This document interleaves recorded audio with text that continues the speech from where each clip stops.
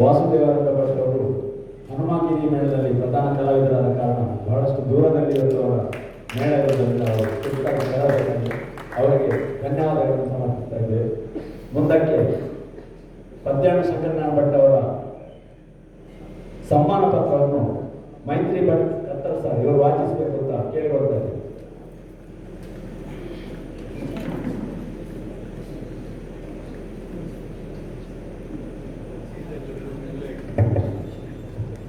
ಶ್ರೀ ಹರಿಲೀಲಾ ಯಕ್ಷನಾದ ಪ್ರಶಸ್ತಿ 2025 ಯಕ್ಷನಾದ ಜಗದ ಚಂಡಿ ಮಾಂತಲೆ ಮಾಂತ್ರಿಕ ಶ್ರೀ ಪದ್ಯಾಣ ಶಂಕರನಾರಾಯಣ ಭಟ್. ಆದರಣೀಯರೇ, ಯಕ್ಷಗಾನದಲ್ಲಿ 4 ದಶಕಕ್ಕೂ ಹೆಚ್ಚು ಕಾಲ ತಿರುಗಾಟ ಮಾಡಿ ಆರಂಭದಲ್ಲಿ ಅಣ್ಣ ಪದ್ಯಾಣ ತಿರುಮಲೇಶ್ವರ ಭಟ್ ಹಾಗೂ ಚಿಪ್ಪಯ್ಯ ಕೃಷ್ಣಯ್ಯ ಬಳ್ಳಾರರ ಗುರುತನವನ್ನು ದೊರೆತು ತದನಂತರದಲ್ಲಿ ಹಿರಿಯರಾದ ನಿಡ್ಲೆ ನರಸಿಂಹ ಭಟ್ ಹಾಗೂ ದಿವಾಣ ಭೀಮ್ ಭಟ್ ಇವರ ಒಡನಾಟದಲ್ಲಿ ಅರ್ಜಿಸಿದ ಅಂಶಗಳನ್ನು ಕರಗತ ಮಾಡಿಕೊಂಡು ಚೆಂಡೆ ಮದ್ದಲೆಯಲ್ಲಿ ಅತ್ಯದ್ಭುತವಾದ ನಾದ ಮಾಧುರ್ಯವನ್ನು ನಾಡಿನ ಉದ್ದಗಲಕ್ಕೂ ಪಸರಿಸಿದವರು ನೀವು.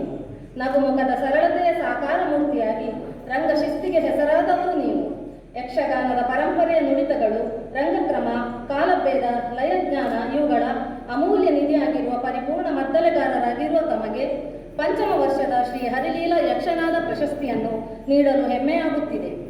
ತಮಗೆ ಯಕ್ಷಕಲಾ ಮಾತೆಯು ಆಯುರಾರೋಗ್ಯ ಭಾಗ್ಯಗಳನ್ನಿತ್ತು ಹೊರೆಯಲಿ. ನಿಮ್ಮ ಸುಜ್ಞಾನವು ಮುಂದಿನ ಪೀಳಿಗೆಗೂ ಪಸರಿಸಲಿ. ಯಕ್ಷಗಾನದ ರಂಗವು ಮತ್ತಷ್ಟು ಬೆಳೆಯಲು ಕಾರಣವಾಗಲಿ ಎಂದು ಹಾರೈಸುತ್ತೇವೆ. ಶ್ರೀ ಹರಿನಾರಾಯಣ ಭೈಪಡಿತ್ತಾಯ, ಯಕ್ಷಗಾನ ಕಲಾವಿದರು, ಡಿಜಿ ಯಕ್ಷ ಫೌಂಡೇಶನ್, ಬೆಂಗಳೂರು. ಸ್ಥಳ ಬಡಗು ಮಹಾಗಣಪತಿ ದೇವಸ್ಥಾನ, ಮೂಡಬಿದ್ರೆ. ಮಂಗಳವಾರ ಡಿಸೆಂಬರ್ 9, 2025. ಧನ್ಯವಾದಗಳು. ಕಟೀಲು ಆಸ್ತ್ರಣ್ಣರಾದಂಥ ಹರಿದಾರ ನಾರಾಯಣದಾಸ ಆಸ್ತ್ರಣ್ಣರು, ಸಭಾಧ್ಯಕ್ಷರು, ಗುರುಗಳು ಹಾಗೂ ಹಿರಿಯ ವಿದ್ವಾಂಸರ ಪ್ರಭಾಕರ್ ಜೋಶಿಯವರು ಸೇರಿಕೊಂಡು ಯಕ್ಷನಾದ ಪ್ರಶಸ್ತಿ ಇದನ್ನು ಪದ್ಯಾಣ ಶಂಕರನಾರಾಯಣ ಭಟ್ ಅವರಿಗೆ ನೀಡಬೇಕು. ಶಾಲು ಹೊದಿಸಿ ಅವರನ್ನು ಗೌರವಿಸ್ತಾರೆ. ಜೊತೆಗೆ ಮಲ್ಲಿಗೆಯ ಹೂವಿನ ಹಾರದಿಂದ ವಚನ ಸಾಂಬಾರರು ಮಲ್ಲಿಗೆಯ ಹೂವಿನ ಹಾರವನ್ನು ಗೌರವಿಸ್ತಾರೆ.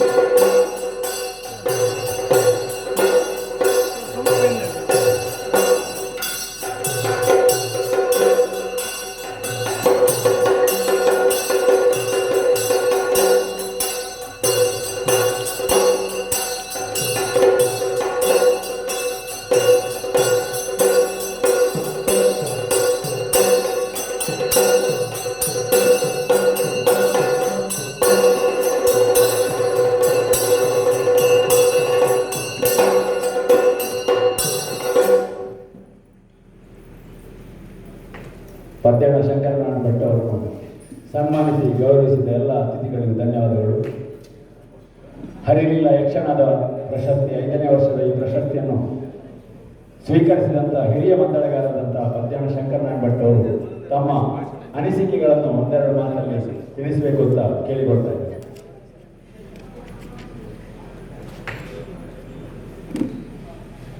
ನಾದಶಂಕರ ಎನ್ನುವಂಥ ಬಿರುದಾಂಕಿತರಾದಂಥ ಪದ್ಯಾಣ ಶಂಕರನಾರಾಯಣ ಭಟ್ ಅವರು ತಮ್ಮ ಅನಿಸಿಕೆಯನ್ನು ತಿಳಿಸುವುದರ ಮುಖಾಂತರ ನಮ್ಮನ್ನೆಲ್ಲ ಹರಸಬೇಕು ಅಂತ ಕೇಳಿಕೊಳ್ತೇನೆ.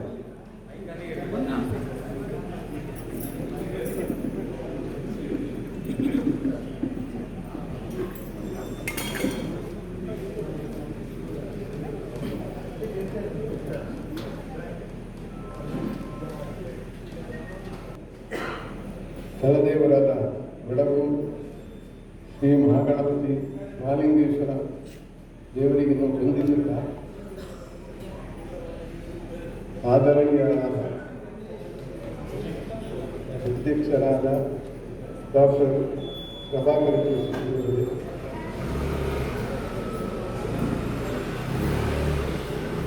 ಇಂದಿಯ ದೇವರದ ಮುಖ್ಯ ಅರ್ಚಕರಾದ ವೇದಮೂರ್ತಿ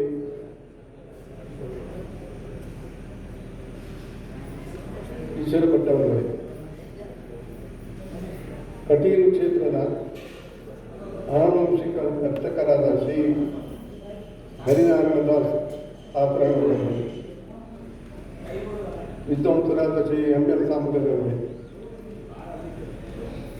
ನನ್ನ ಬಗ್ಗೆ ಅಭಿನಂದನಾನುಡಿಗಳನ್ನು ಆಡಿದ ವಾಸುದೇವ್ ರಂಗಭಟ್ರೆ, ಉದ್ಯಮಿಗಳಾದ ಶ್ರೀಪತಿ ಭಟ್ರೆ ಹಾಗೂ ಈ ಕಾರ್ಯಕ್ರಮವನ್ನು ಸಂಯೋಜಿಸಿದ ಡಿ ಯಕ್ಷ ಫೌಂಡೇಶನ್ನ ನಿರ್ದೇಶಕ ಮತ್ತು ಬೈಪಡ್ತಾಯ ದಂಪತಿಗಳ ಸುಪುತ್ರ ಅವಿನಾಶ್ ಬೈಪಡ್ತಾಯಲ್ಲಿ,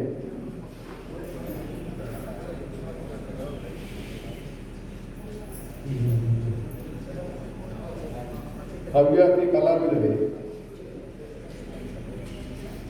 ಇಲ್ಲಿ ನೆರೆದ ಸಭಾಸದರೇ, ಮಾಧ್ಯಮ ಮಿತ್ರರೇ,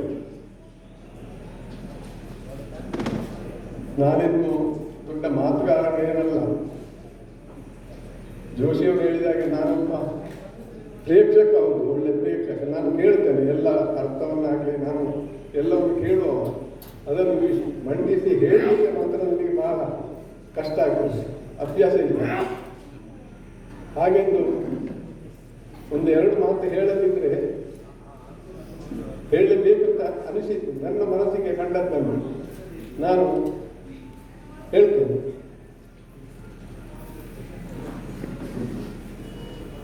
ಯಕ್ಷಗಾನ ಕಲಾವಲಯದಲ್ಲಿ ಪ್ರಥಮ ಮಹಿಳಾ ಭಾಗವತೆ ಲೀಲಕ್ಕ ಯಕ್ಷಗಾನ ರಂಗಕ್ಕೆ ಕೊಟ್ಟ ಕೊಡುಗೆ ಅಪಾರವಾದ. 80-90ರ ದಶಕದಲ್ಲಿ ಹರಿಯಣ್ಣ ದಂಪತಿಗಳು ಮೇಳದ ತಿರುಗಾಟ ಮಾಡಿದ್ದಾರೆ ಎಂದು ಅದೊಂದು ಸಾಧನೆಯ ಸರಿ. ಹಾಗೆ ಈ ಯಕ್ಷ ದಂಪತಿಗಳು ಶಿಷ್ಯರನ್ನು ತಯಾರು ಮಾಡಿ ತಮ್ಮ ವಿದ್ಯೆಯನ್ನು ಯುವ ಸಮುದಾಯಕ್ಕೆ ಜನಗಳಿಗೆ ದಾರಿಯನ್ನು ಕೊಟ್ಟಿದ್ದಾರೆ. ಯಕ್ಷಗಾನ ರಂಗದಲ್ಲಿ ಒಂದು ಸಾಧನೆಯನ್ನು ಮಾಡಿದ್ದಾರೆ. ಅವರ ದಾರಿಯಲ್ಲಿ ಅವರ ಪುತ್ರ ಅವಿನಾಶನು ಸಾಗುತ್ತಿರುವುದು ಸಂತೋಷದ ವಿಷಯ. ಬೆಂಗಳೂರಿನಂಥ ಮಹಾನಗರದಲ್ಲಿ ಉದ್ಯೋಗಿಯಾಗಿದ್ದ ಅವಿನಾಶನು ಪೂರ್ಣ ಪ್ರಮಾಣದಲ್ಲಿ ಯಕ್ಷಗಾನಕ್ಕೆ ಬಂದುದು ಬಹಳ ಸಂತೋಷದ ವಿಷಯ.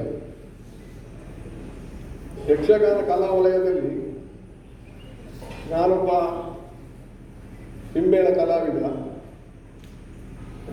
4 ದಶಕಗಳ ಕಾಲ ಒಬ್ಬ ಮತ್ತೆಗಾರ ಆಗಿ ತಿರುಗಾಟ ಮಾಡಿದ್ದೇನೆ. ನನ್ನಲ್ಲಿರುವ ಕಲೆಯನ್ನು ಗುರುತಿಸಿ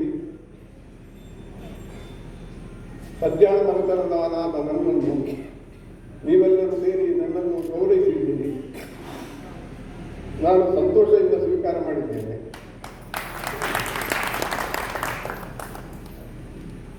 ಇದು ನನ್ನ ಸುಕೃತದ ಫಲ ಎಂದು ಭಾವಿಸ್ತೇನೆ. ಮತ್ತೊಮ್ಮೆ ನಿಮಗೆಲ್ಲರಿಗೂ ಶುಭ ಹಾರೈಸಿ, ಅವಿನಾಶರು ತಮ್ಮ ಸಂಸ್ಥೆಯ ಮೂಲಕ ಈ ಕಲಾವಿದರನ್ನು ಗೌರವಿಸುವುದರ ಮೂಲಕ ನಿಮ್ಮ ಹೆಸರು ಶಾಶ್ವತವಾಗಿ ನೆಲೆಸುವಂತೆ ಯಕ್ಷಗಾನ ಕಲಾಮಾತೆ ನಿಮಗೆ ಆಯುರಾರೋಗ್ಯ ಭಾಗ್ಯವನ್ನು ಕೊಡಲಿ ಅಂತ ಬೀಳುತ್ತಾ ನನ್ನ ಮಾತಿಗೆ ವಿರಾಮ ನೀಡುತ್ತೇನೆ. ಹರಿಲಿಲ್ಲ ಯಕ್ಷಗಾನದ ಪ್ರಶಸ್ತಿ ಸನ್ಮಾನವನ್ನು ಸ್ವೀಕರಿಸಿ ಶುಭ ಹಾರೈಸಿದಂಥ ನಾದಶಂಕರ ಪದ್ಯಾಣ ಶಂಕರಣ್ಣ ಭಟ್ ಅವರಿಗೆ ನಿಮ್ಮೆಲ್ಲರ ಪರವಾಗಿ ಧನ್ಯವಾದಗಳನ್ನು ಸಮರ್ಪಿಸ್ತಾ ಇದ್ದೇನೆ. ಮುಂದಕ್ಕೆ ನಮ್ಮ ಹರಿಲಿಲ್ಲ 75 ಕಾರ್ಯಕ್ರಮವನ್ನು ಆಯೋಜಿಸಿದ ಅವತ್ತಿನಿಂದಲೂ ನಮಗೆ ಪ್ರೋತ್ಸಾಹಕರಾಗಿ ಬೆಂಬಲಿಗರಾಗಿ ಸದಾ ನಮ್ಮನ್ನು ಹರಸುತ್ತಿರುವ ಕಟೀಲಿನ ಶ್ರೀ ಕ್ಷೇತ್ರ ಕಟೀಲಿನ ಪ್ರಧಾನ ಅರ್ಚಕರಾದಂಥ ಯಕ್ಷಗಾನದ ಬಗ್ಗೆ ಅತೀವವಾದಂತಹ ಒಲವು ಹಾಗೂ ಕಾಳಜಿಯುಳ್ಳಂತಹ ನಮ್ಮ ಮೇಲೆ, ನಮ್ಮ ಗುರುಗಳ ಮೇಲೆ ಅತೀವಾದಂತಹ ಪ್ರೀತಿಯನ್ನು ಹೊಂದಿದಂತಹ ಶ್ರೀಯುತ ಹರಿನಾರಾಯಣ ದಾಸ ಆಸ್ರಣ್ಣ ಅವರು ಶುಭಾಶೀರ್ವಚನವನ್ನು ನೀಡಬೇಕು ಅಂತ ಕೇಳಿಕೊಳ್ತಾರೆ. ದುರ್ಗೆ ಸ್ಮೃತ ಹರಸಿ ಭೀತಿಮಶೇಷಜಂದೋಃ ಸ್ವಸ್ಥೈಃ ಸ್ಮೃತ ಮತಿಮತೀವ ಶುಭಾಂ ದದಾಸಿ ದಾರಿದ್ರ್ಯ ದುಃಖ ಭಯಹಾರಿಣಿ ಕಾ ತ್ವದನ್ಯ ಸರ್ವೋಪಕಾರಕರಣಾಯ ಸದಾರ್ದ್ರಚಿತ್ತ ಹರಶಂಭೋ ಮಹಾದೇವ ವಿಶ್ವೇಶಾಮರವಲ್ಲಭ ಶಿವಶಂಕರ ಸರ್ವಾತ್ಮನ್ ನೀಲಕಂಠ ನಮಸ್ತೆ. ವೇದಿಕೆಯ ಮೇಲಿರತಕ್ಕಂಥ ಎಲ್ಲ ಹಿರಿಯರಿಗೂ ವಂದಿಸ್ತಾ, ಹರಿನಾರಾಯಣ ಮತ್ತು ಲೀಲಕನ ಅಭಿಮಾನಿಗಳು ಮತ್ತು ಶಿಷ್ಯರೇ, ಹರಿಲೀಲಾ ನಾದ ಪ್ರಶಸ್ತಿ ಎನ್ನುವುದು ಆರಂಭ ಆಗಿ 5 ವರ್ಷ ಆಯಿತು. ನಾದ ಪ್ರಶಸ್ತಿ ಇರುವುದು ಸಂತೋಷ. ಯಾಕೆಂದರೆ ಆಗಲೇ ಹೇಳಿದಾಗೆ ಅದು ನುಡಿಸುವುದು, ಅದು ಬಡಿಯುವುದಲ್ಲ. ಇದನ್ನು ತೋರಿಸಿಕೊಟ್ಟವರು ಹಿಮ್ಮೇಳದ ಇಬ್ಬರು ದಂಪತಿಗಳು. ಆದ್ದರಿಂದ ಈ ಸನ್ಮಾನಕ್ಕೆ ಒಂದು ಔಚಿತ್ಯ ಉಂಟು. ನಮ್ಮಲ್ಲಿ ಭಾಷಾಶಾಸ್ತ್ರದಲ್ಲಿ ನಾವು ಓದುವಾಗ ಒಂದು ಸಂಸ್ಕೃತ ಭಾಷಾ ಪಾಣಿನಿ ಅಂತ ಒಬ್ಬ ಋಷಿ, ಒಬ್ಬ ವ್ಯಾಕರಣ ಬರೆದವ. ಅವ ಭಾಷೆಯ ಕುರಿತಾದಂತಹ ತನ್ನಗಿರತಕ್ಕಂತಹ ತುಡಿತದಿಂದ ಈಶ್ವರನನ್ನು ಮೆಚ್ಚಿಸಲಿಕ್ಕೆ ಅಂತ ಈಶ್ವರನಲ್ಲಿ ಹೋದರು. ಹೋಗುವಾಗ ಕೈಯಲ್ಲಿದ್ದ ಡಮರುವನ್ನು ಅವರು 14 ಸಲ ಹರಿದಾಡಿಸಿದರು. ಅವನಿಗೆ ಗೊತ್ತಾಯಿತು ಅದೊಂದು ಶಬ್ದ. ಅದರಲ್ಲಿ 14 ಮಾಹೇಶ್ವರ ಸೂತ್ರ ಅಂತ ಮಾಡಿದ್ರು. ಐವಳು ಋಲ್ಋಕ್ ಏ ಓಂ ಅಯ್ಯೌಜು ಅಂತ 14 ಸೂತ್ರಗಳು ಬರ್ತದೆ. ಆ ನುಡಿತದಲ್ಲಿ ಆ ಅಕ್ಷರಗಳು ಗೊತ್ತಾಗಬೇಕು. ಆ ನುಡಿತದಲ್ಲಿ ಅಕ್ಷರ ಗೊತ್ತಾಗುವಂತಹ ಚೆಂಡೆಯನ್ನು ಮದ್ದಲೆಯನ್ನು ಬಾರಿಸುವಲ್ಲಿ ಅಲ್ಲ, ನುಡಿಸುವಲ್ಲಿ ನಮ್ಮ ಹರಿನಾರಾಯಣ ಬೈಪಾಡಿದ್ದಾರಲ್ಲಿ ಅಥವಾ ಪದ್ಯಾಣ ಶಂಕರನ್ನಾಗಲಿ ಅವರಿಗೆ ನಾನು ನಮಸ್ಕಾರ. ನನಗೆ ಅದರ ಇದು ಗೊತ್ತಾಗ್ತದೆ ಅಂತಲ್ಲ, ಯಾಕಂದರೆ ನಾನು ಕಲ್ತವಲ್ಲ. ಆದರೂ ಅವರು ಅದನ್ನು ನುಡಿಸುವ ಸಂದರ್ಭ ನನಗೆ ಅರ್ಥ ಆಗ್ತದೆ. ಅಕ್ಷರ ಅಂತ ಗೊತ್ತಿದೆ. ನಾವು ಸಂಗೀತದಲ್ಲಿ ಸಂಗೀತ ಕೇಳುವಾಗ ಸಂಗೀತದ ಸಪ್ತಸ್ವರಗಳನ್ನು ಗೊತ್ತಾಗೋದು, ಸಂಗೀತವನ್ನು ನಾವು ಹೇಗೆ ಆಸ್ವಾದಿಸ್ತೇವೋ ಹಾಗೆಯೇ ಶಂಕರಣ್ಣನ ಆ ಮದ್ದಲೆಯನ್ನು ಅಥವಾ ಆ ಚೆಂಡೆಯನ್ನು ನಾವು ಆಸ್ವಾದಿಸ್ತೇವೆ. ಆವಾಗ ಈ ವೇದಿಕೆಯಲ್ಲಿ 2 ಪ್ರಶ್ನೆ ಬಂತು. ಜೋಶಿಯವರು ಒಂದು ಮಾತು ಹೇಳಿದರು, ಚೆಂಡೆ ಹೀಗೇ ಬಡಿತಾ ಹೋದರೆ ಇನ್ನು ಸ್ವಲ್ಪ ಒಂದು 5-6 ವರ್ಷದಲ್ಲಿ ಮದ್ದಲೆ ಇಲ್ಲ ಅಂತ ಆಗ್ತದೆ ಅಂತ. ಹಾಗಾಗಿ ಚೆಂಡೆ ಕೆಲವು ಕಾಲಗಳಿಗೆ ಬೇಡ ಅಂತ ವಾಸ್ತವ ರಂಗಭಟ್ರು ಇದಕ್ಕೆ ವಿರೋಧವಾಗಿ ಮಾತಾಡಿದ್ರು. ಅದು ಯಕ್ಷಗಾನದಲ್ಲಿ ಇದ್ದದ್ದೇ. ವಿದ್ವಾಂಸರು ಯಾವಾಗಲೂ ಗೊತ್ತಾಗೋದಿಲ್ಲ, ಅವರು ಯಾವಾಗಲೂ ಚರ್ಚೆ ಮಾಡ್ತಲೇ ಇರೋದು. ಅದರಲ್ಲಿ ನಾನು ಸೇರಿದ್ದೇನೆ, ನಾನು ಅದನ್ನು ಬಿಟ್ಟವಲ್ಲ. ನನ್ನ ಅನಿಸಿಕೆಯ ಪ್ರಕಾರ ಶೃಂಗಾರ ಕರುಣ ಶಾಂತಗಳಿಗೆ ಚೆಂಡೆ ಬೇಡ. ಶಂಕರಣ್ಣನ ಹಾಗೆಯೇ ಚೆಂಡೆ ಬಡಿಸೋರಿದ್ರೆ ಬಡಿಸ್ಬೋದು, ಇಲ್ಲ ಬೇಡ ಅಂತ ಹೇಳೋದಿಲ್ಲ ನಾನು, ಅದಕ್ಕೆ ನಾನು ಹೋಗ್ತೇನೆ. ಆದರೆ ಯಕ್ಷಗಾನದಲ್ಲಿ ಶಂಕರಣ್ಣ ಮಾತ್ರ ಚೆಂಡೆ ಬಡಿಯೋದಲ್ಲವ, ನಾವು ಅದನ್ನು ನೋಡಬೇಕು. ಯಕ್ಷಗಾನದಲ್ಲಿ ಶಂಕರಣ್ಣ ಮಾತ್ರ ಚೆಂಡೆ ಬಡಿಯುವವರಲ್ಲ, ಚೆಂಡೆ ನುಡಿಸುವವರಲ್ಲ, ಚೆಂಡೆ ಬಡಿಯುವವರೇ ಹೆಚ್ಚಿರುವುದು. ಅದನ್ನು ನಾನು ಬೇಸರಾದರೂ ಹೇಳಲೇಬೇಕು. ನಾಟ್ಯಶಾಸ್ತ್ರವನ್ನು ಉಲ್ಲೇಖಿಸಿ ಶಂಭು ಹೆಗಡೆಯವರು ಹೇಳಿದಂತಹ ಮಾತು ಉಲ್ಲೇಖಿಸಲಾಯಿತು. ಯಕ್ಷಗಾನದ ಮುಖವರ್ಣಿಕೆಯಲ್ಲಿ ಅದು ತೆಂಗುತಿಟ್ಟಿನ ಬಣ್ಣದ ವೇಷದಲ್ಲಿ ಆಹಾರ್ಯ ಮುಖದ ಭಾವ ಕಾಣುವುದಿಲ್ಲ, ಸತ್ಯವಾದ ವಿಷಯವೇ.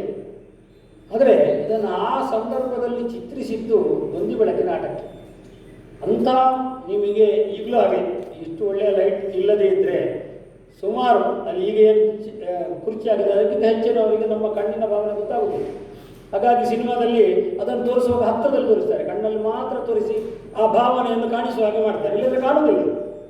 ಬಹಳ ದೂರ ಇದ್ದವರಿಗೆ ಕಣ್ಣಿನ ಭಾವನೆ ಕಾಣುವುದಿಲ್ಲ. ಹಾಗಿರುವಾಗ ಒಬ್ಬ ಕ್ರೂರ ರಕ್ಕಸನನ್ನು ತೋರಿಸುವುದು ಹೇಗಪ್ಪ?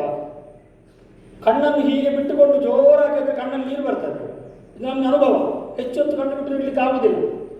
ಆ ಕಣ್ಣಲ್ಲಿ ಆ ಜೋರನ್ನು ಕಾಣಿಸುವ ಹಾಗೆ ಕಣ್ಣನ್ನು ಬಹಳ ದೊಡ್ಡದಾಗಿ ಬೆಳೆಸಿ ವಿಕಾರ ರೂಪವನ್ನು ಕಾಣಿಸುವ ಮೂಲಕವಾಗಿ ಅವ ಅತ್ಯಂತ ಕ್ರೂರಿ ಅಂತ ಲೋಕಕ್ಕೆ ತೋರಿಸಲಿಕ್ಕೆ ಆ ಬಣ್ಣ ಆಗಿದೆ. ಆ ಆಹಾರ್ಯವೇ ಅವನ ಆಂಗಿಕ ಅಭಿನಯವಾಗಿ ನಮಗೆ ಕಾಣ್ತದೆ ಅಂತ ನನ್ನೊಂದು ಪೂರ್ವಪಕ್ಷ, ಸಿದ್ಧಾಂತ ಅಂತ ಹೇಳಲಿಕ್ಕಿಲ್ಲ. ಹಾಗೆಯೇ ನಾಟ್ಯಶಾಸ್ತ್ರಕ್ಕೆ ಒಗ್ಗಿಕೊಂಡೇ ನಾವು ಲಕ್ಷಣ ಗ್ರಂಥಕ್ಕೆ ಒಗ್ಗಿಕೊಂಡೇ ಲಕ್ಷ್ಯವನ್ನು ಮತ್ತೆ ಸೇರಿಸಿಕೊಂಡು ಹೋಗಬೇಕು ಅಂತ ಅನ್ವಯಿಸಿದ್ರೆ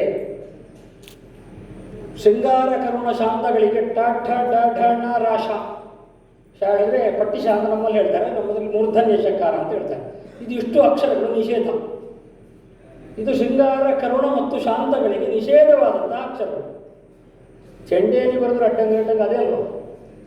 ಚೆಂಡೆಯಲ್ಲಿ ಬರುವುದು ಹೆಚ್ಚಿನ ಶಬ್ದಗಳು ರಕಾರ ಮತ್ತು ಟವರ್ಗವೇ ಹೆಚ್ಚಿನ ಶಬ್ದಗಳು. ಆದ್ದರಿಂದ ಹಿಂದಿನವರು ಅದನ್ನು ಲೆಕ್ಕ ಹಾಕಿ ನಾಟ್ಯಶಾಸ್ತ್ರದ ರೀತ್ಯ ಶೃಂಗಾರ ಕರುಣ ಶಾಂತಗಳಿಗೆ ಚೆಂಡೆ ಬೇಡ ಅಂತ ನಿರ್ಣಯ ಮಾಡಿ. ಹಿಂದಿನ ನಾಟ್ಯಶಾಸ್ತ್ರಜ್ಞರು ತಿಳ್ಕೊಂಡಿದ್ದವರೇ, ನಾಟ್ಯಶಾಸ್ತ್ರವನ್ನು ಓದಿದವರೇ. ಯಕ್ಷಗಾನದಲ್ಲಿ ನಮಗೆ ನಾಟ್ಯಶಾಸ್ತ್ರ ಅಂತ ಅಧ್ಯಯನದ ಮೂಲಕ ಬರಲಿಲ್ಲ, ಅದು ಅವರಿಗೆ ಅನುಭವದ ಮೂಲಕ ಬಂದಿದೆ. ಈ ಯಕ್ಷಗಾನದ ಏನು ಈಗ ರಂಗಸ್ಥಳ ಇದೆ ಕಟೀಲು ಮಾಡಿದ ಹಾಗೆ ಇದು ನಾಟ್ಯಶಾಸ್ತ್ರೀಯವಾದಂತಹ ರಂಗಸ್ಥಳ. ಈಗ ಭರತನಾಟ್ಯದವರು ನನಗೆ 40-20 ಬೇಕು, ಅದು ಸಾಕಾಗುವುದಿಲ್ಲ, 50-30 ಬೇಕು ಹೇಳ್ತಾರೆ. ಅದು ನಾಟ್ಯಶಾಸ್ತ್ರದ ರಂಗಸ್ಥಳ ಅಲ್ಲ. ನಾಟ್ಯಶಾಸ್ತ್ರಕ್ಕೆ ಒಗ್ಗಿಕೊಂಡವರು ಹೇಳಿದರೆ ಆ ಭರತನಾಟ್ಯಶಾಸ್ತ್ರ ಏನು ಮಾಡ್ತಾರೆ, ಅದು ನಾಟ್ಯಶಾಸ್ತ್ರಕ್ಕೆ ಒಗ್ಗುವ ರಂಗಸ್ಥಳ ಅಲ್ವೇ ಅಲ್ಲ. ಅದು ಆ ಸ್ಟೇಜ್ ಎನ್ನುವಂಥದ್ದು ಅವರ ಪರ್ಫಾರ್ಮೆನ್ಸ್ ಅಂತ ಏನು ಮಾಡ್ತಾರೆ ಅದು ಅವರು ಕಂಡುಕೊಂಡಂಥ ರಂಗಸ್ಥಳ. ಅದು ನಾಟ್ಯಶಾಸ್ತ್ರ ರಂಗಸ್ಥಳ ಅಲ್ಲ. ಯಕ್ಷಗಾನದಲ್ಲಿ ನಾಟ್ಯಶಾಸ್ತ್ರದ ರಂಗಸ್ಥಳ. ಹಾಗೆ ನಾವು ಅದನ್ನು ಯೋಚಿಸ್ತಾ ಹೋದರೆ ಯಕ್ಷಗಾನದಲ್ಲಿ ಆ ಚೆಂಡೆಯ ಅಗತ್ಯ ಶೃಂಗಾರ ಶಾಂತ ಕರುಣ ರಸಗಳಿಗೆ ಅಗತ್ಯ ಬೀಳುವುದಿಲ್ಲ. ಇದನ್ನು ತಿಳ್ಕೊಂಡೇ ಹಿಂದಿನವರು ಈ 3 ರಸಗಳನ್ನು ಪ್ರಚುರಪಡಿಸತಕ್ಕಂತಹ ಭಾಗಕ್ಕೆ ಚೆಂಡೆ ಇಲ್ಲ ಅಂತ ಮಾಡ್ತಾರೆ. ಶಂಕರಣ್ಣ ತನ್ನದಾದಂತಹ ಚಾಕಚಕ್ಯತೆಯಿಂದ ಆ ಸಂದರ್ಭದಲ್ಲೂ ಚೆಂಡೆ ಬಡಿಸಿ ಸೈ ತಂದಿರ್ಬೋದು. ಆದರೆ ಶಂಕರಣ್ಣ ಅಂತಹ ಕೆಲವರಿಗೆ, ನಮ್ಮ ಅಮ್ಮಣ್ಯರಿದ್ದರಂಥ ಕೆಲವರು ಮಾತ್ರ ಅದನ್ನು ಮಾಡಿಯಾರು ವಿನಃ ಉಳಿದವರು ಮಾಡಲಿಕ್ಕೆ ಆಗದೇ ಇರುವುದರಿಂದ ನಾವು ಸಾರ್ವತ್ರಿಕವಾಗಿ ಯೋಚಿಸಬೇಕು, ಒಬ್ಬರಿಂದ ಅಲ್ಲ. ಈಗ ಕದ್ರಿ ಗೋಪಾಲ್ ಅದಕ್ಕೆ ಆಸ್ಟ್ರೇಲಿಯಾದಲ್ಲಿ ಸನ್ಮಾನ ಆಗಿದೆ. ಯಾಕೆ ಹೇಳಿದರೆ ಭಾರತೀಯ ಸಂಗೀತದ 22 ಸ್ವರಗಳು, ಸ್ಯಾಕ್ಸೋಫೋನಲ್ಲಿರೋದು 16 ಸ್ವರಗಳು. ಯಾಕೆಂದರೆ ವಿದೇಶಿ ಸಂಗೀತದಲ್ಲಿರೋದು 16 ಸ್ವರಗಳು. 16 ಸ್ವರದ ವಾದನಗಳಲ್ಲಿ ಇವರು ಆ ವಾದ್ಯದಲ್ಲಿ 22 ಸ್ವರಗಳನ್ನು ತರುವಂತಹ ಪ್ರಯತ್ನ ಮಾಡಿದ್ದಾರೆ ಅನ್ನೋದೊಂದು ದೊಡ್ಡ ಇನ್ವೆನ್ಷನ್ ಅಂತ. ಹಾಗಾಗಿ ಶಂಕರಣ್ಣ ಅದೇ ರೀತಿ ಶೃಂಗಾರ ಕರುಣ ಶಾಂತಗಳಿಗೂ ಚೆಂಡೆ ಬಡಿಯುವ ರೀತಿಯಲ್ಲಿ ಅವರದಂತಹ ಚೆಂಡೆಯ ಆ ನುಡಿಸುವಿಕೆಯನ್ನು ಹೊಂದಿಸಿಕೊಂಡಿದ್ದಾರೆ. ಅದು ಅವರ ಇನ್ವೆನ್ಷನ್, ಅದು ಅವರಿಗೆ ಮಾತ್ರ ಸಿಗುತ್ತದೆ, ಪೇಟೆಂಟ್ ಎಲ್ರಿಗೂ ಆಗುವುದಿಲ್ಲ. ಆದ್ದರಿಂದ ಆದಷ್ಟು ನಾನು ಸಂಪ್ರದಾಯಬದ್ಧ ಆಗಿ ಮಾತಾಡೋದಕ್ಕಿಂತ ನನ್ನ ಈ ದೃಷ್ಟಿಯಿಂದ ಮಾತಾಡುವಾಗ ಶೃಂಗಾರ ಶಾಂತ ಕರುಣಗಳಿಗೆ ಚೆಂಡೆ ಇಲ್ಲದಿದ್ದರೆ ಚಂದ. ಆ ವಾದ್ಯಗಳು ಉಂಟು, ಹೌದು ಇಲ್ಲ ಅಂತಲ್ಲ. ಹಾಗೆ ಚಕ್ರತಾಳವು ಉಂಟು. ಚಕ್ರತಾಳವು ತೆಂಗುದುಟ್ಟಿನ ವಾದ್ಯ, ಅದನ್ನು ಬಡಲಿಕ್ಕೆ ಹೋದರೆ ಈ ಎಲ್ಲ ದೃಷ್ಟಿಯಿಂದ ಯೋಚಿಸಿ ನಾವು ಅದನ್ನು ನಿರ್ಣಯ ಮಾಡಬೇಕು. ಹಾಗೆ ನೀಲಕ್ಕ ನಮ್ಮ ತೆಂಗುದುಟ್ಟದಲ್ಲಿ ಯಾವುದು ಬಿಳಿ 4 ಕಪ್ಪು 3 ನಿಜವಾಗಿ ಹೆಣ್ಮಕ್ಕಳಿಗೆ ಬೇಕಾದಂತಹ ಒಂದು ಏರು ಶ್ರುತಿ ಉಂಟು. ಯಾಕಂದರೆ ಹೆಣ್ಮಕ್ಕಳಿಗೆ ಏರು ಶ್ರುತಿಯಲ್ಲಿ ಬತ್ತಿ ಹೇಳಿಕೆ ಕಷ್ಟ ಇಲ್ಲ, ಗಂಡಸರಿಗೆ ಕಷ್ಟ. ಆದರೆ ಯಕ್ಷಗಾನದಲ್ಲಿ ಗಂಡಸರು ಅದನ್ನು ರೂಢಿಸಿಕೊಂಡು ಅದಕ್ಕೆ ಮೂಗನ್ನು ಬಳಸಿಕೊಂಡು ಸ್ವಲ್ಪ ಹಾಗಿರುವಾಗ ನಿಜವಾದ ಹೆಂಗಸೇ ಅದನ್ನು ಹೇಳಿದರೆ ಎಷ್ಟು ಚಂದ ಎನ್ನುವುದನ್ನು ತೋರಿಸಿಕೊಟ್ಟಂತಹ ಮೊದಲ ಮಹಿಳೆ ಅದು ಲೀಲಾವತಿ ಬೈಪಾಡಿದ್ದಾರೆ. ಅವರಿಗೂ ಅಭಿವಂದನೆಗಳು ಮತ್ತು ಅವರ ಸಂಸ್ಮರಣೆ ಮಾಡಲೇಬೇಕು. ಇದಕ್ಕೆ ಕಾರಣಕರ್ತರು ಅವರ ಗುರುಗಳಾದಂತಹ ಹರಿನಾರಾಯಣ ಬೈಪಾಡಿದ್ದಾರೆ, ಅವರನ್ನು ಮೆಚ್ಚಬೇಕು. ಯಾಕೆಂದರೆ ಒಂದು ಅವರೇ ಪಾಠ ಹೇಳಿದ್ದು. ಆ ಕಾಲದಲ್ಲಿ ಯಕ್ಷಗಾನಕ್ಕೆ ಗೌರವ ಮತ್ತು ಅಗೌರವ ಎರಡೂ ಇದ್ದ ಕಾಲ. ಆ ಸಂದರ್ಭದಲ್ಲಿ ತಾನೇ ಗಂಡನಾಗಿ ಅವರೊಟ್ಟಿಗೆ ತಿರುಗಿ ಅವರಲ್ಲಿ ತಿರುಗಾಟ ಮಾಡಿಸಿದ್ದು. ಇದು ಒಂದು ದೊಡ್ಡ ವಿಷಯ. ಈ ರೀತಿಯಲ್ಲಿ ಯಕ್ಷಗಾನದ ತುಡಿತ ಇದ್ದದ್ರಿಂದ ಆವಾಗ ತಿರುಗಾಟ ಮಾಡಿದರು. ಈಗ ಒಂದಷ್ಟು ಶಿಷ್ಯರನ್ನು ಸಿದ್ಧಪಡಿಸಿದ್ದಾರೆ. ಆ ಶಿಷ್ಯರನ್ನು ನಮ್ಮ ಕಟೀಲು ಮಕ್ಕಳ ಮೇಳದಲ್ಲಿ ಒಂದಷ್ಟು ವರ್ಷ ಹರಿನಾರಾಯಣ ಬೈಪಾಡಿ ತಾಯರು, ನೀಲಕ್ಕರು ಇಬ್ಬರು ಸಹ ಗುರುಗಳಾಗಿದ್ದರು. ಕಂಪ್ಲೇಂಟ್ ಇಲ್ಲದ ಗುರುಗಳು. ಅಷ್ಟು ಹೇಳಿದ್ರೆ ಅವರು ಶಿಷ್ಯರಲ್ಲಿ ಮಾತಾಡುವಾಗ ಜೋರು ಮಾಡಿ ಮಾತಾಡೋದಿಲ್ಲ. ಸಮಾಧಾನದಲ್ಲಿ ಅವರ ಮನವೊಲಿಸಿ ಅವರಿಂದ ಅದನ್ನು ನುಡಿಸುವ ಹಾಗೆ ಮಾಡಿ ಆ ಮೂಲಕವಾಗಿ ಮಕ್ಕಳನ್ನು ಲೋಕಕ್ಕೆ ಕೊಟ್ಟವರು. ಆದ್ದರಿಂದ ಇಂತಹ ಒಂದು ವಿಶೇಷವಾದಂತಹ ಗುರುಗಳಿಗೆ ನಮನ ಎನ್ನುವುದು ಶಿಷ್ಯರು ಸೇರಿ ಮಾಡ್ತಾ ಇರುವುದೇ ಸ್ತುತ್ಯರ್ಹ. ಮತ್ತು ಅವರಿಗೆ ಅವರ ಮಗ ಅವರನ್ನು ಅದೇ ದಾರಿಯಲ್ಲೂ ಸ್ವಲ್ಪ ಬಂದಿದ್ದಾರೆ. ಆ ತುಡಿತ ಹೆಚ್ಚಾದ್ರಿಂದ ಬೆಂಗಳೂರು ಬಿಟ್ಟು ಊರಿಗೆ ಬಂದಿದ್ದಾರೆ. ಎರಡು ಯಕ್ಷಗಾನದ ಕುರಿತಾಗಿ ಅವರಿಗೆ ಆಸಕ್ತಿ. ಆದ್ದರಿಂದ ಈ ನಡೆಯಲ್ಲಿ ಸಾಗತಕ್ಕಂತಹ ಹರಿನಾರಾಯಣ ಬೈಪಾಡಿದ್ದಾಯರು, ಅವರ ಕುಟುಂಬ, ಅವರ ಶಿಷ್ಯರಿಂದ ಇನ್ನಷ್ಟು ಇಂಥ ಕಾರ್ಯಕ್ರಮ ಆಗಲಿ. ಪ್ರತಿ ವರ್ಷವೂ ಯೋಗ್ಯರನ್ನೇ ಆರಿಸಿಕೊಂಡು ಶಂಕರಣ್ಣನಾಗಿ ಸನ್ಮಾನ ಮಾಡತಕ್ಕಂತಹ ಯೋಗ ಅವರಿಗೆ ಬರಲಿ. ಅದಕ್ಕೆ ಸರಿಯಾಗಿ ಒಂದಷ್ಟು ಯೋಗ್ಯರೇ ಸಿದ್ಧರಾಗಲಿ. ಯೋಗ್ಯರು ಸಿದ್ಧರಾಗಲಿಕ್ಕೆ ಅವರು ಮಾತ್ರ ಕಾರಣ, ನಾವು ಕಾರಣ, ಪ್ರೇಕ್ಷಕರಾದವರು ಕಾರಣ. ಪ್ರೇಕ್ಷಕರು ಚೆಂಡೆಯ ಅಬ್ಬರ ಅಂತ ಹೇಳಿ ಅದನ್ನೇ ಹಾಕಿದರೆ ಅಬ್ಬರದ ಚೆಂಡೆ ಬಡಿಲೇಬೇಕಾಗ್ತದೆ, ಬೇರೆ ಉಪಾಯ ಇಲ್ಲ. ಹಾಗಾಗಿ ಅಂತಹ ಸಿಳ್ಳು ಚಪ್ಪಾಳೆಗಳನ್ನು ಹೆಚ್ಚಾಗಿ ಉಪಯೋಗಿಸದೆ ಬದಲಾಗಿ ನಿಜವಾಗಿ ಯಕ್ಷಗಾನವನ್ನು ನೋಡುವಲ್ಲಿ ನವರಸವನ್ನೂ ಲಕ್ಷಿಸಿ ಸಿಳ್ಳು ಚಪ್ಪಾಳೆ ಬರೆದಾಗೆ ಹರಿಶ್ಚಂದ್ರ ಕಾಲದಲ್ಲಿ ಕೂಗಲಿ ಕೂತಿರ್ಬೇಕಂತ, ಹಾಗಿದ್ರೆ ಸರಿ. ಅಂತಹ ನಮ್ಮ ಅಲೌಕಿಕತೆಯಿಂದ ಲೌಕಿಕತೆ ತರಬಾರ್ದು ಅಂದರೆ ಸಿಳ್ಳು ಚಪ್ಪಾಳೆ ಇರಬಾರ್ದು. ಒಳ್ಳೆಯ ಪದ್ಯ ನಾನೊಂದು ಕೇಳಿದ್ದೇನೆ, ಅದು ಚೂಡಾಮಣಿಯ ಪದ್ಯ. ಎಷ್ಟು ದುಃಖದ ಭಾಗ ಅದು. ಕೇಮವೆಯ ಹನುಮ ಅಂತ ಕೇಳೋ ಪದ್ಯ ಭಾರಿ ಚಂದ ಹೇಳಿದ್ರು ಭಾಗವತರು. ಪದ್ಯ ಮುಗಿಯುವಾಗ ಸುಳ್ಳು ಚಪ್ಪಾಳೆ ಎಲ್ಲಿ ಹೋಯ್ತು, ಆ ಕರುಣರಸ ಎಲ್ಲಿ ಹೋಯ್ತು? ಕರುಣರಸವೂ ಇಲ್ಲ ಅಂತ. ಹಾಗಾಗಿ ಸುಳ್ಳು ಚಪ್ಪಾಳೆ ಇಲ್ಲದಾಗಿ ಪ್ರೇಕ್ಷಕರು ಇರಬೇಕು. ಪ್ರೇಕ್ಷಕರು ಅಂಥವರು ಸಿದ್ಧರಾಗಬೇಕು. ಪ್ರೇಕ್ಷಕರು ಪ್ರಬುದ್ಧರಾದರೆ ಇಲ್ಲಿದ್ದವರಿಗೆ ಪ್ರಬುದ್ಧ ಇಲ್ಲ, ಅವರಿಗೆ ಕಾಯಿಸಿಲ್ಲ ಅಂತ ನಮ್ಮನ್ನು ಸತ್ತೋಣ ಕಾಯಿಸಿಲ್ಲ ಅಂತ ಆಗ್ತದೆ. ಹಾಗಾಗಿ ಯಕ್ಷಗಾನ ಎನ್ನುವಂಥದ್ದು ಪ್ರೇಕ್ಷಕ ಮತ್ತು ಕಲಾವಿದ ಇಬ್ಬರ ನಡುವಿನ ಸಂಬಂಧ ಪ್ರಧಾನವಾಗಿದೆ. ಹಾಗಾಗಿ ಪ್ರೇಕ್ಷಕರು ಪ್ರಬುದ್ಧರಾಗಬೇಕು, ಕಲಾವಿದರು ಪ್ರಬುದ್ಧರಾಗಬೇಕು. ಹಾಗೆ ಇಬ್ಬರು ಪ್ರಬುದ್ಧರಾಗಬೇಕು ಅಂತ ನಮ್ಮ ಕಟೀಲು ದುರ್ಗಾಪರಮೇಶ್ವರಿ ಯಾವಾಗಲೂ ನಾನು ಪ್ರಾರ್ಥಿಸುವುದು. ಹಾಗಾಗಿ ಇಂತಹ ಗುರುಗಳು ಇನ್ನು ಮುಂದೆ ನಿರಂತರವಾಗಿ ನಮಗೆ ಸಿಗಲಿ, ಅಂತಹ ಶಿಷ್ಯರು ಸಿದ್ಧರಾಗಲಿ, ಅಂತಹ ಪ್ರೇಕ್ಷಕರು ನಮಗೆ ದೊರೆಯಲಿ ಅಂತ ಕಟೀಲು ದುರ್ಗಾಪರಮೇಶ್ವರಿಯಲ್ಲಿ ಮತ್ತು ನಾಟ್ಯಾಚಾರ್ಯನಾದಂತಹ ಆ ಮಹಾಲಿಂಗೇಶ್ವರಲ್ಲಿ ವಿಶೇಷವಾಗಿ ಪ್ರಾರ್ಥಿಸಿ ನನ್ನ ಮಾತನ್ನು ಮುಗಿದ್ದೇನೆ.